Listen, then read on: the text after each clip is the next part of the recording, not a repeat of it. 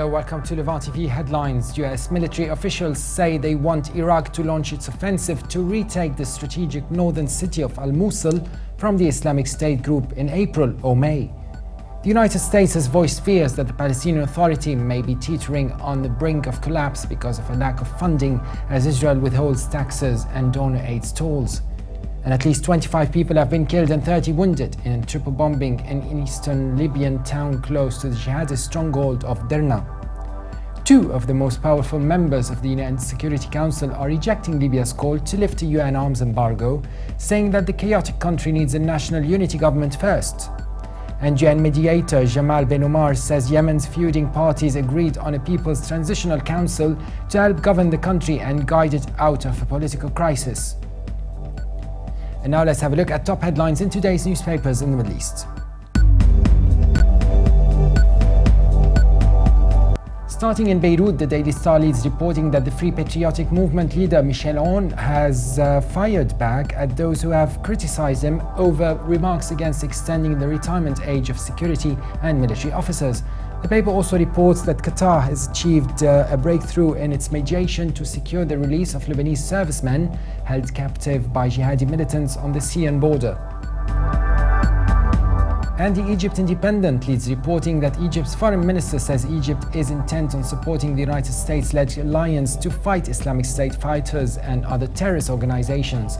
The paper also reports that Egyptian authorities say they are fighting a war on terror at home and abroad, but that hasn't stopped the Miss Germany beauty pageant from organizing a flashy preliminary contest near the Red Sea resort of Hurghada. From the UAE, the Khalij Times leads reporting that Gulf Arab states threw their support behind Qatar in a row with Egypt, which accused Doha of backing terrorism during heated discussions about Cairo's airstrikes on militants in Libya.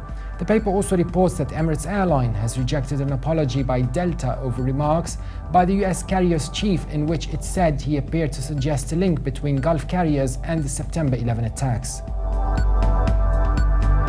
Now let's have a look at top headlines from papers here in London. The Independent leads Middle East news section reporting that ISIS is winning the digital war because its opponents are unable to counter their propaganda and challenge the falsehood of their narratives effectively enough. One of Britain's most influential counter-extremism experts has warned. Haras Rafiq, the managing director of the government-funded Quilliam Foundation, said British efforts to counter ISIS propaganda had fallen short, compounding dangerous extremist narratives that were aiding the radicalization process.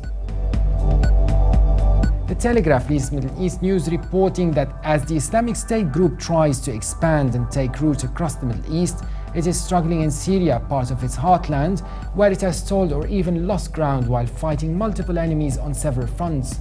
Signs of tension and power struggles are emerging among the ranks of its foreign fighters, who are finding life to be very different and more violent than they had expected.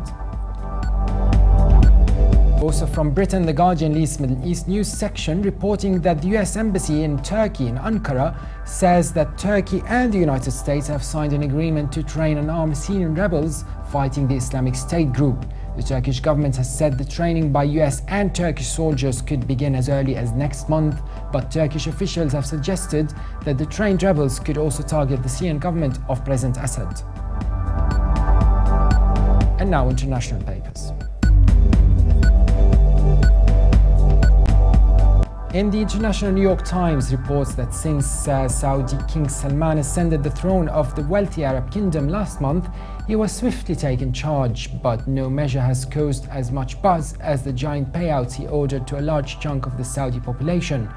John Sfakianakis, the Riyadh-based Middle East director of the Ashmore Group, estimates that the king's post-coronation giveaway will ultimately cost more than $32 billion.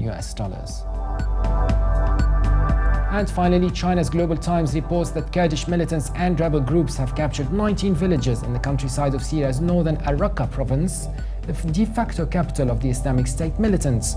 The attack comes as part of the counter-offensive the Kurdish militants and allied rebel groups unleashed in the predominantly Kurdish city of Ain al-Arab. And for more updates, please visit Levant.tv. Thanks for watching and bye for now.